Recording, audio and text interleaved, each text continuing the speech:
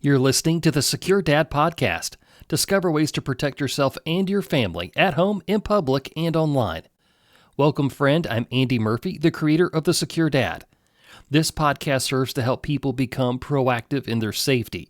The information I share on this podcast is for general information purposes only. My goal is to empower you to make safer decisions for yourself and your family, because our safety is our own responsibility. On the show today, I want to share how families can be prepared for communication during a crisis. This came into sharp focus for me in the aftermath of Hurricane Helene, so we'll discuss how to build a communication PACE plan for you and your family. All of that and more ahead on the Secure Dad Podcast. In the last decade, we've seen a steady rise in politically motivated online threats, especially during election cycles.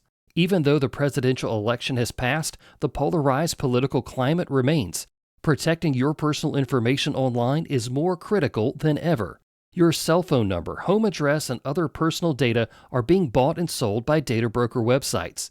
This means anyone can easily find your details, putting your privacy and potentially your safety at risk. Delete Me can help. They remove your personal information from these sites, making sure that your private details stay private. Delete Me works to take back control of your information. I use Delete Me because I know I can't protect my data on my own. There are too many data brokers and more pop up each month. I need someone to look out for me and my family. Take action now to protect yourself. Visit joindeleteme.com/dad and use the discount code DAD at checkout for 20% off your privacy plan. Delete Me is a proud sponsor of the Secure Dad Podcast. Home security can raise a lot of questions. You might wonder how criminals get into your home. What makes your home a target for a robbery in the first place? And are you doing enough to actually protect your family? I've wondered all of these questions too, and that's why I made my family home security assessment. This guide will show you what you need to know to protect your home. This 12-page checklist will share steps that you need to take to secure your home and property without making it feel like a prison. Get your copy today for less than a combo meal at a fast food restaurant. Go to thesecuredad.com, and there's also a link for you in today's show notes.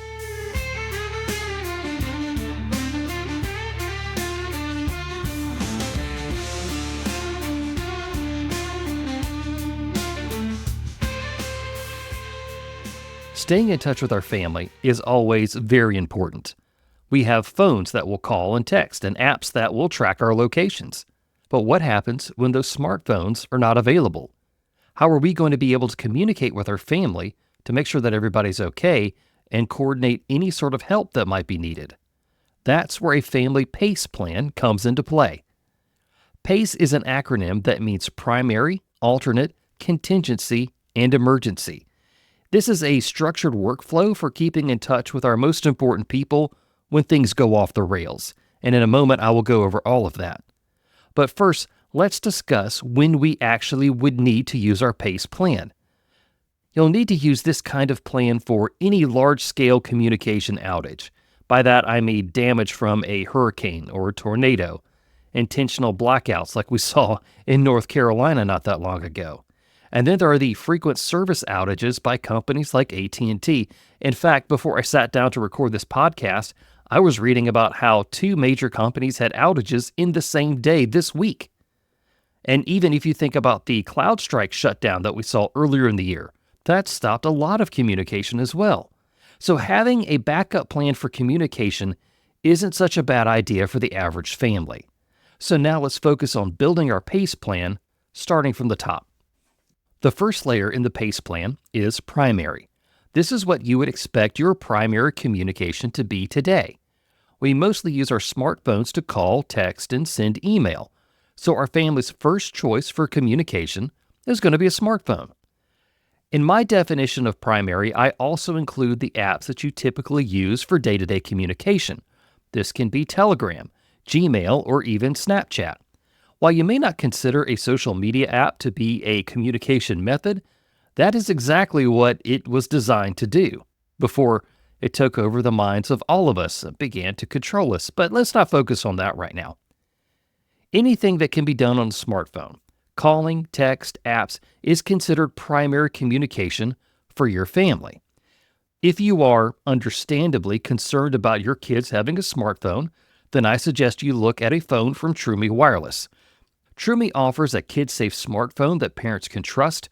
My son uses one, and we have had a great experience with it so far. So now let's talk about alternate. My definition of alternate communication is going to vary from what most people think. I suggest using a home phone should be your alternate form of communication. While the home phone used to be the only way to call a family, today that's not really the case.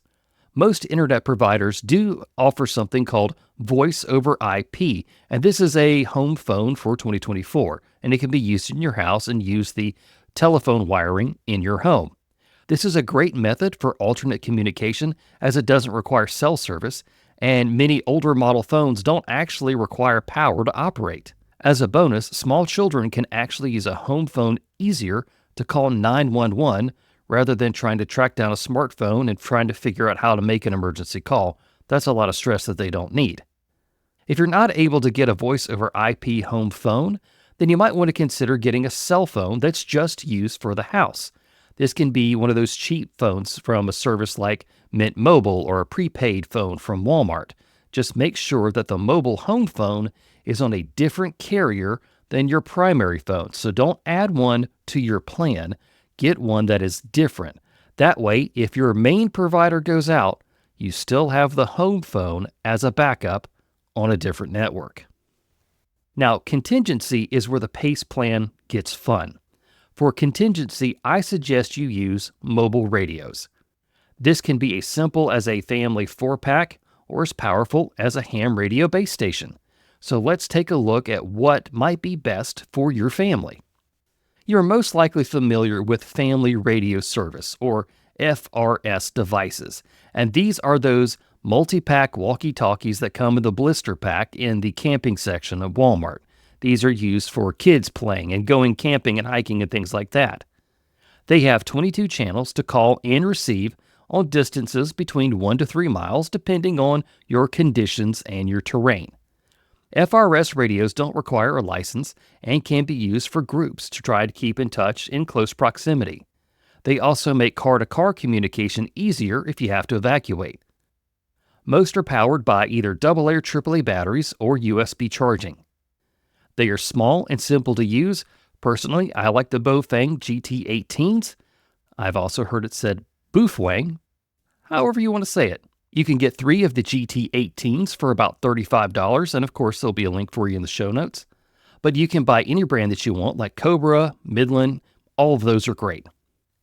Another contingency radio that you might want to consider is the General Mobile Radio Service, or GMRS, and this is a more robust form of communication. GMRS is a licensed radio service that allows people to communicate over short to medium distances, typically up to several miles. Unlike FRS radios, GMRS radios are generally more powerful and can transmit over greater distances with a higher wattage. This extended range is especially useful for families who want a more reliable communication. Plus, they operate on the same 22 channels as FRS, so they can be used together. As a note, if you're communicating between FRS walkie-talkies and a GMRS radio, consider using channels 1 through 7, as the FRS radios have 2 watts of transmission power and can reach further on those channels. To use GMRS, individuals must get a GMRS license from the FCC, which is currently valid for 10 years and covers all family members within a household. So I got my GMRS license for $35, and it covers my wife and my son as well. You'll be assigned an official call sign for the license that you're going to need to remember. It's important to note that in an emergency, GMRS radio bands can be used without a license, but it has to be an emergency. You can also listen to GMRS frequencies without a license. GMRS can also use repeaters, which are special devices that rebroadcast signals, allowing users to communicate over tens of miles in some cases, which is particularly helpful in rural areas or for emergency preparedness. This way you can communicate with others over a greater distance and get more information. I use the Baofeng UV9G, which is a very popular model. This sells for around $40 and it comes with a few accessories. I do suggest upgrading your antenna to a specific GMRS antenna, which can be done for around $25. Upgrading your antenna is actually money well spent. Overall, this is my pick for contingency communications, but I do have to warn you, GMRS radio can become an addicting hobby. Just ask my wife about my slow ascent down the GMRS rabbit hole. I can also thank Wesley of Super Essie for getting me addicted. The last contingency option that I want to cover is amateur radio, also known as ham radio. This is a hobby and service that allows licensed individuals, known as ham operators, to use specific radio frequencies for communication. This type of radio service is regulated by the FCC, which grants licenses to people after they pass a test on radio theory, operation, and regulations. Ham radio frequencies are diverse, covering many different bands within the radio spectrum, which can support communication over short distances or worldwide, and even going to the International Space Station, just depending on the frequency, power, and the equipment that's used. Currently, I am studying to get my ham license. I do own a Baofeng, I think I've said it 3 different times now, but it's the UV9R Pro. I chose this one for its reliability and waterproof construction. You can get one on Amazon for about $26.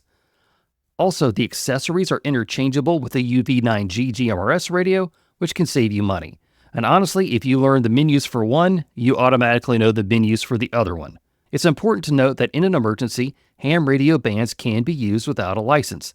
You can also listen to ham frequencies without a license, you just can't transmit. Also, there's a free software called Chirp that will work on Windows, Mac, and Linux that will help you program your GMRS and ham radios.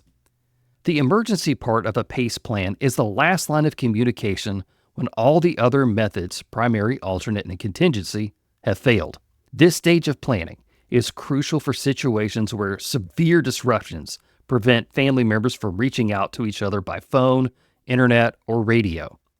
Emergency plans should focus on prearranged, non-technology-based methods to reunite or communicate critical information. For instance, families can identify physical meeting locations, like a parking lot, a trusted neighbor's home, or a nearby landmark where everybody can gather. You could even designate a side of a building to write messages on if you really needed to. By designating these meeting points in advance, family members have a clear, reliable way to find each other, even in a situation where they can't communicate directly. These steps ensure that even in a worst-case scenario, family members have a dependable, structured way to reunite. As we wrap up here, let's discuss how to power our PACE plan. And most of these emergencies, we assume that we're not going to have power. In the first 3 phases of the PACE plan, we are reliant on devices that need power to function. If using handheld radios like the Baofengs that I noted earlier, you need to make sure that they are charged and ready for an emergency. To power your PACE devices, consider getting a portable power station like a Bluetti 3BA. I used one during Hurricane Helene and it functioned really well. After the storm, I realized that having 2 units would be better, so my family can use one to power devices and another to power things like lights and fans and other necessities. So for that, I got the Anchor 535 portable power station, which is a great upgrade. If you want to know more about my hurricane preparedness, check out episode 301 from October. To recap, a PACE plan is structured tiers of crisis communication options for families. That's primary, alternate, contingency, and emergency. This plan can be used for a catastrophic event like an earthquake or something as simple as a neighborhood power outage. For primary, use your day-to-day methods like calling, texting, social media, and messaging apps. For alternate, I suggest you use a home phone or mobile phone that is designated to use in your home for emergencies only. For contingency, consider FRS walkie-talkies, GMRS, or ham radios. For emergencies, use a physical meeting spot to communicate or reunite with loved ones. At some point in time, you're going to have to use a PACE plan. So sit down with your family and see what methods work best for you. When all the cell towers stop working is not the time to make a plan. That's the time to take action. Get your devices and your family ready to go today.